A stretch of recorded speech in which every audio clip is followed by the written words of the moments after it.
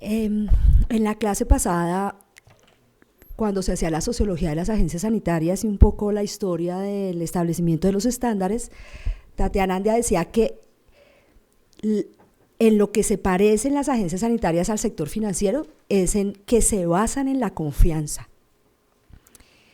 Y creo que la brecha o la deuda grande que hay es en la construcción de esa confianza, y creo que con hechos y datos como los que se han mostrado hoy vamos avanzando en reducir esa brecha. Tatiana Andia también hizo una nota que me pareció que es importante remarcar hoy y recordarla, y es que los estándares sanitarios no son un asunto solamente científico, tienen una naturaleza política y económica gigante. El concepto, por ejemplo, de bioequivalencia es un concepto que es una mezcla entre un concepto político de mercado y un concepto técnico científico. Colombia, y creo que tal vez es en ese sentido la intervención del director es ilustrativa. Colombia observa con mucho cuidado los estándares internacionales y los sigue, pero también se toma el espacio y la distancia para observar qué pasa afuera y entender las implicaciones políticas y económicas de la adopción de uno u otro estándar. En el caso particular de la bioequivalencia, espero a observar prudentemente durante décadas la pelea que se está dando en los Estados Unidos.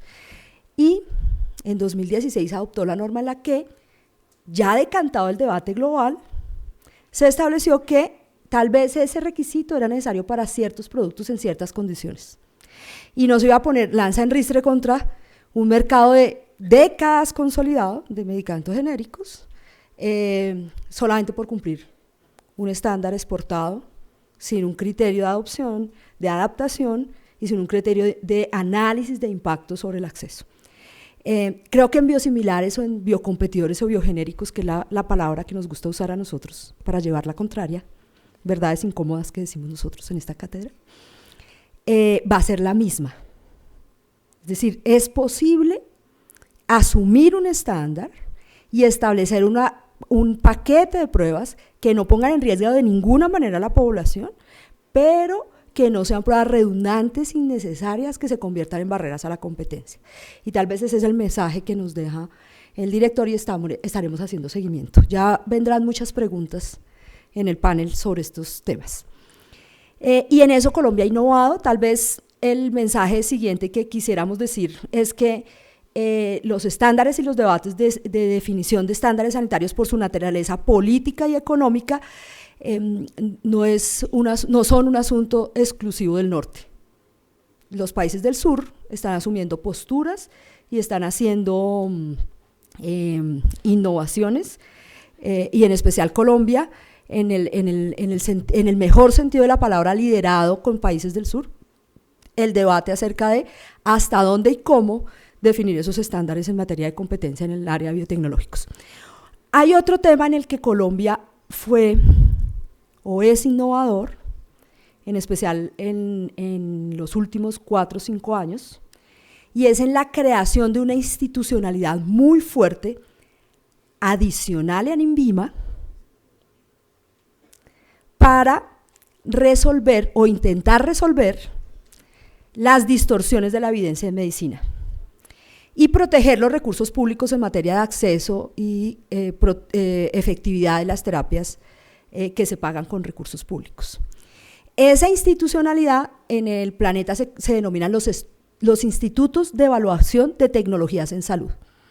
La puerta de entrada fuerte es el INVIMA, y después existe otra barrerita, como en una carrera de obstáculos, que es el ingreso a los paquetes que el Estado va a pagar para acceso a la población, o el establecimiento de las guías u orientaciones al personal médico para que sean más cuidadosos, más escépticos, dice Alejandro Gaviria, mucho más escépticos, no tomarse toda a la ligera, para tomar las decisiones sobre prescripción, porque cada vez que se firma una prescripción, sobre todo estos medicamentos que valen 2, 3, 4, $1 millón,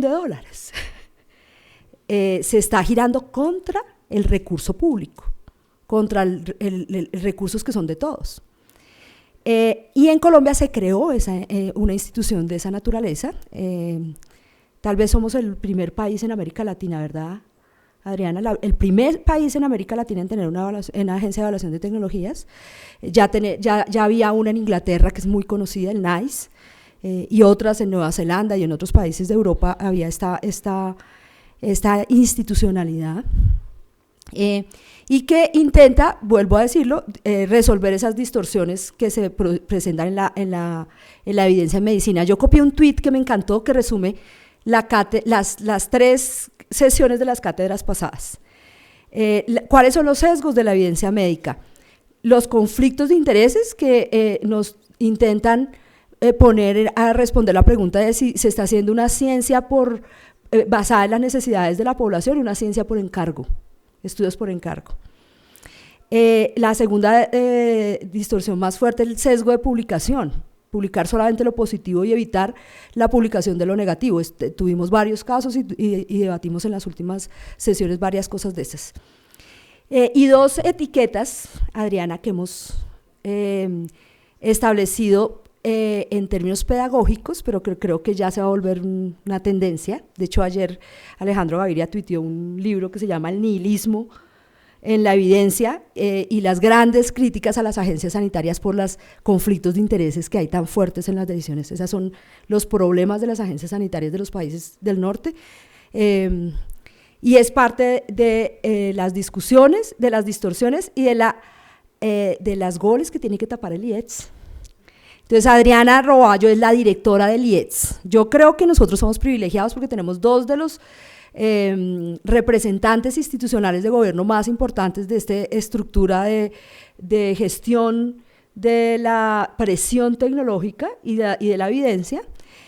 Adriana es médica, nefróloga, tiene también una especialidad en medicina interna, formada en economía de la salud, en gerencia de salud pública, en epidemiología, o sea que tiene todos los cartones para cumplir la labor que se le ha encomendado. Entonces, nos va a contar qué es el IETS primero, porque yo creo que si algunos no sabían qué era el INVIMA, levanten la mano los que sabían que existía el IETS. O sea, 4 de 480. Entonces, por lo menos la pedagogía de qué es el IETS y qué hace me parece que ya es una ganancia. Y después un poco cómo vamos a tapar los goles con una entidad tan chiquita que están haciendo y con esas presiones tan gigantescas. Bienvenida. Gracias, Claudia. Buenas tardes, realmente es un gusto estar acá. Claudia, gracias por la invitación y yo sí me siento en casa. Yo soy médica de la Universidad Nacional, salí en el año 93, posteriormente estuve en la Javeriana haciendo medicina interna y nefrología.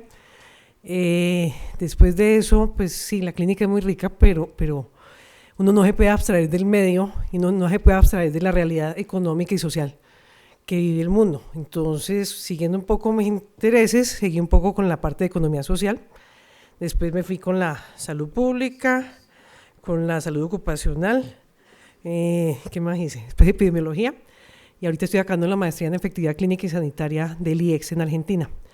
Sí, el IEX no se conoce tanto, desafortunadamente, pero trataré de que les quede un poco claro.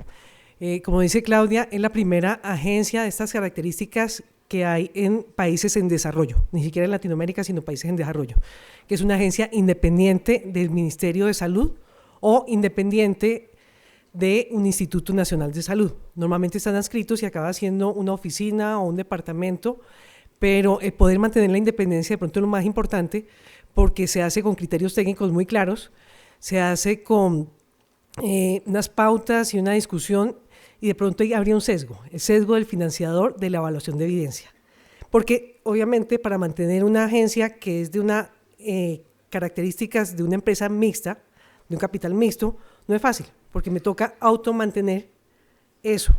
¿Y cómo se hace? Pues con contratos o por convenios. Entonces, si no hay un dinero que llegue fijo, toca salir a mirar qué se puede hacer manteniendo el foco, como nos dice siempre el ministro y la Junta, mantengan el foco, no pierdan el foco, pero sin embargo no hay dinero.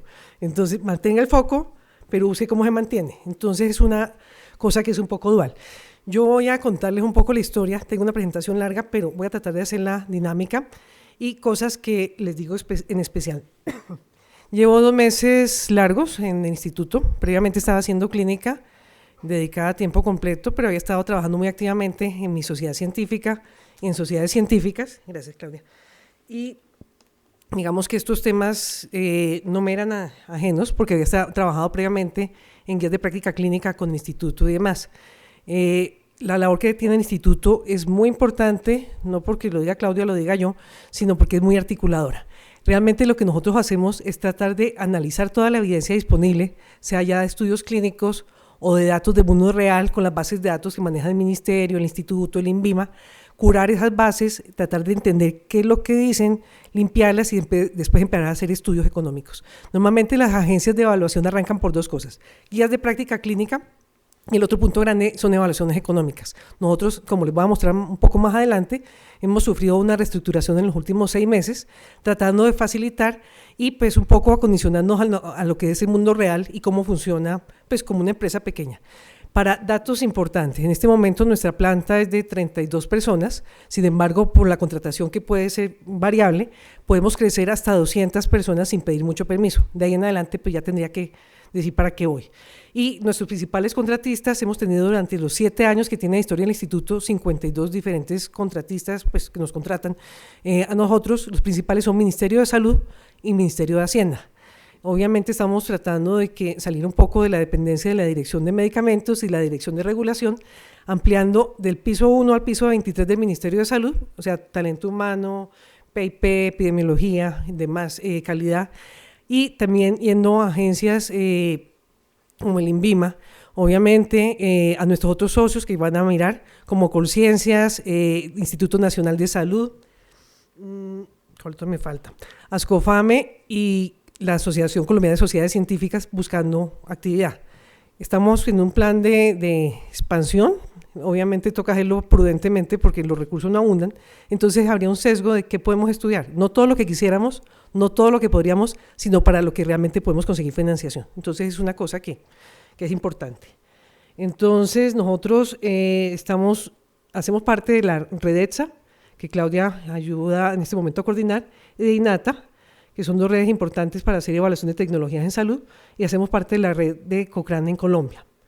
Hay una serie de momentos del instituto, la mayoría de institutos que hacen este tipo de evaluaciones se desarrollaron en los países desarrollados a mediados y principios de los años 80. Posteriormente, pues hubo muchos intentos en algunos lados, como les digo, la mayoría han quedado anexos a institutos de salud o a los ministerios, pero ha sido algo que ha tenido un desarrollo desigual, incluso en los países desarrollados y en los países en desarrollo. Hay diferentes modelos de funcionamiento, de financiación, de labores, de todo lo que se hace, y acá se empezó a estudiar acabando la primera mitad de los años 2000, y realmente la agencia nace en el 2012. Eso se firmaron papeles acabando noviembre, y se empezó a trabajar en el 2013, o sea, si ustedes van y me comparan con el Instituto Nacional de Salud o con Cancerología, pues nosotros somos bebés y estamos gateando y ellos ya son gente pues, centenaria. Entonces, pues es una cosa para tener importante. Sin embargo, corremos bastante. Sigo un poco. Entonces, para acá, no sé si se alcanza a ver mucho, pero digamos que acá está la parte, al principio del 2012, la parte de la Constitución. Posteriormente empezamos a mirar la parte de las guías de práctica clínica, la elaboración de manuales metodológicos, que son los que usan la mayoría de empresas y de universidades para hacer sus evaluaciones económicas y sus guías. Los manuales de implementación, hay una herramienta muy práctica que hace unos días le contamos al doctor Aldana, de medicamentos a un clic. Esto es un desarrollo del IES con el ministerio, y en estos días debemos estar entregando esos dominios para que ellos sigan haciendo la curaduría, porque es una herramienta muy importante para los químicos y el personal de salud. Cosas importantes adicionales, empezamos a trabajar cuando en el momento que pasa la ley estatutaria y que realmente se empieza a trabajar con un plan implícito en el manejo de las exclusiones. Nosotros hacemos buena parte de los estudios de las exclusiones, pero también hacemos el estudio de las inclusiones al plan de beneficios. O sea, ir sacando exclusiones, haciendo exclusiones, para que con ese mismo dinero y realizado con los análisis de impacto presupuestal puedan ir ingresando de lo no PBS a la UPC. Pues no sé si se entiende mucho esto, pero creo que ya lo han visto durante estas semanas en buena parte. ¿No mucho?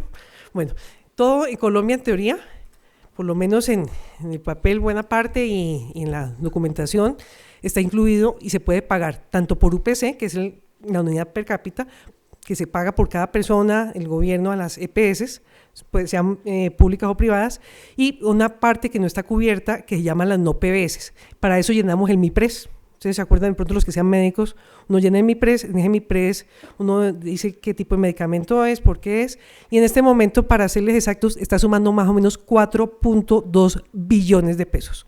O sea, multipliquen eso, dividan esos 4.2 billones, o sea, 4.2 con 12 ceros a la derecha, divídanlo entre 1.500 pesos y les da un número muy importante en dólares.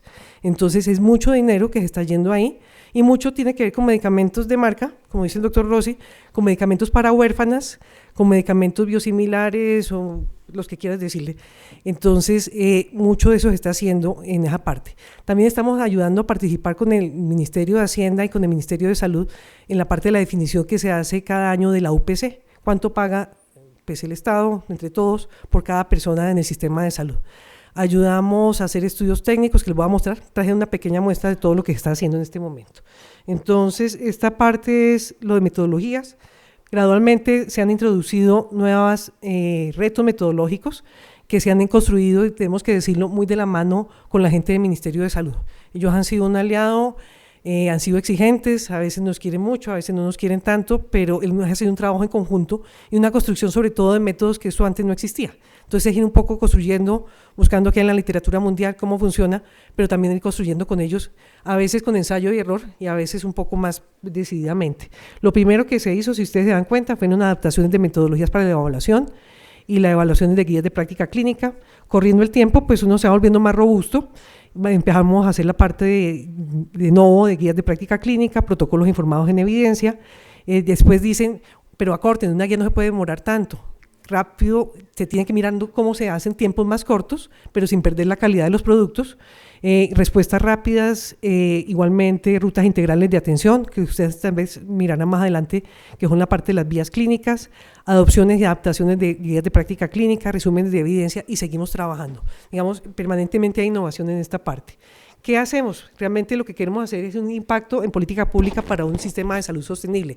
¿Cómo? Nosotros evaluamos la evidencia y la ponemos de una forma entendible a los tomadores de decisión, como el doctor Aldana, como el ministro, como toda la otra gente que les mencioné, para que ellos puedan decidir. Entonces, esta información nuestra va a un nivel macro, que ya les menciono quién es, un nivel meso, que serían las EPS, las IPS, y un nivel micro, que es el médico del consultorio, que está consultando, también está haciendo política y también está, como decía el doctor Reyes, gastando en salud y está girando un cheque que les pedimos todos los colombianos, de alguna forma. Entonces, la subdirección tiene como propósito dar respuesta a las necesidades del sistema de salud en términos de evaluación de tecnologías y disminución de la variabilidad de la práctica clínica por medio de un método científico válido y reproducible.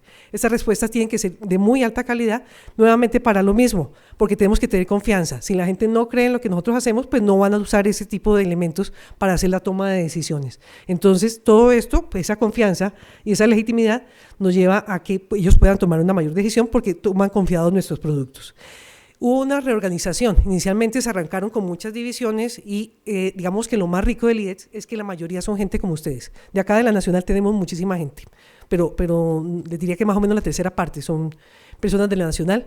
Hay químicos, farmacéuticos, hay epidemiólogos, hay médicos, hay bacteriólogos, hay salubristas, hay economistas, hay estadísticos y todos trabajan en el mismo piso. Toda esta gente, la mayoría de los técnicos están entre técnicos, investigadores, como les quieran decir, entre los 25 y los 30 años, es un grupo muy joven y cualquier persona que supere los 35 ya es muy viejo en el instituto, entonces ahí tenemos problemas, pero en realidad es muy interesante porque todos los trabajos y todo se aborda desde la metodología de los proyectos. Entonces, después de las reorganizaciones que tuvimos, se dejaron, obviamente, la subdirección que manejaba lo de guías, en este momento se llama la Unidad de Síntesis y Curaduría de Evidencia, con un propósito claro. Esa curaduría quiere decir que vamos a tener datos de biblioteca, de artículos publicados, pero que también vamos a tener datos de mundo real, de bases de datos y demás, y que a eso le hacemos una serie de procesos y trámites. Tenemos la otra, que es la de siempre, que es la de evaluaciones económicas. Esa unidad de evaluaciones económicas es la que trabaja mucho con Hacienda, con la definición de la UPC en el ministerio y demás, y es capaz de hacer una cantidad grande de cosas que ya les mostraré. Hay una unidad que, obviamente, por el tamaño de las bases de datos que manejamos, que son millones de columnas, y millones a lo ancho y a lo largo, tiene que haber gente que esté trabajando en la Big Data. Entonces tenemos una unidad de analítica en que están estadísticos, químicos, ¿quién más hay ahí? Economistas. La mayoría de la gente, como dice el doctor Aldana, también tiene una especialización, como mínimo 1 o 2 maestrías, y hay gente que está estudiando para doctorado. Tenemos otro grupo que es me falta una unidad nueva que se llama de gestión de tecnologías sanitarias. Esto está a cargo de un par de personas que son ingenierías biomédicas y que estamos ayudando seguramente también a construir, así como se ayudó con la política farmacéutica, a construir la política de dispositivos. Ese punto es una cosa nueva y se está trabajando todavía pues con pocos recursos, pero con muchas ganas.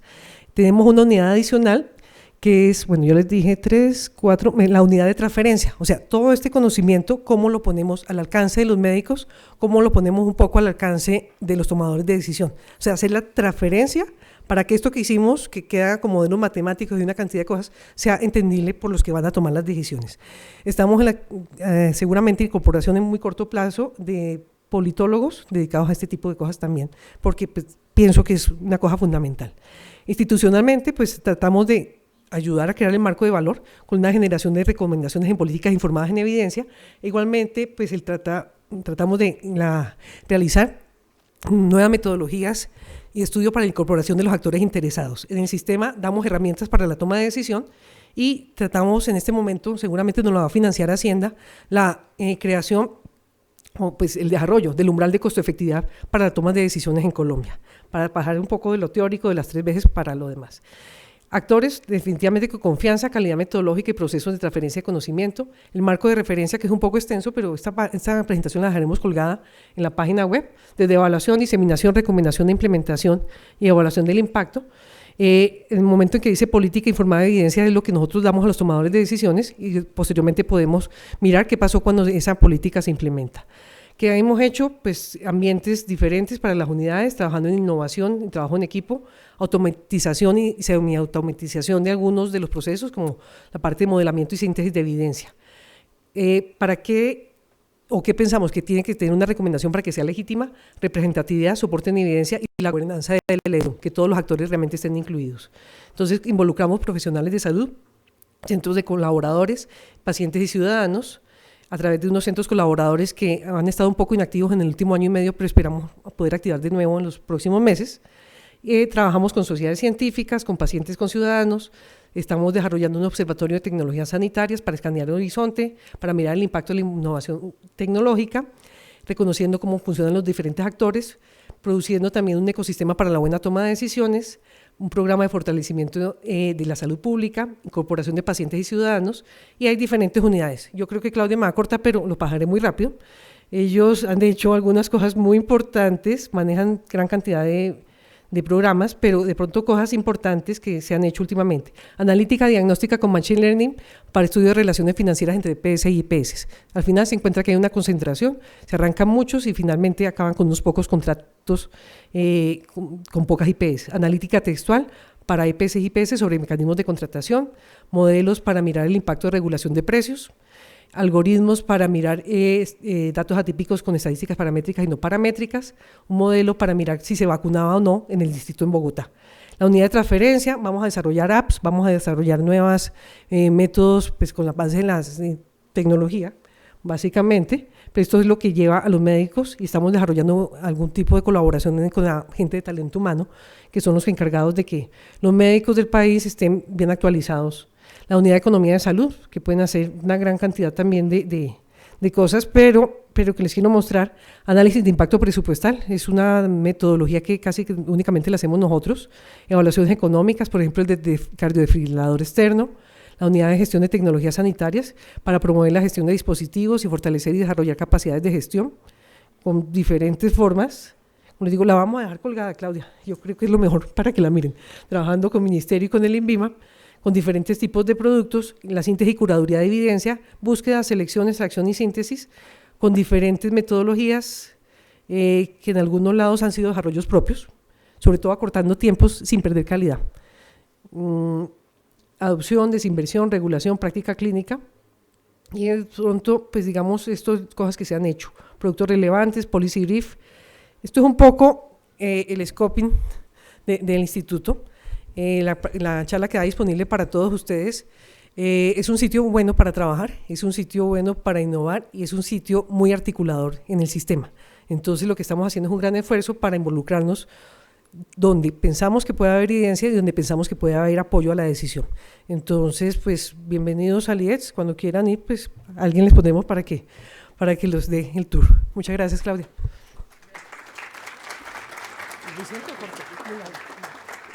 Bueno, muchas gracias. El IETS es la entidad que va a decir, por ejemplo, si las terapias nuevas celulares, que valen como ¿cuánto?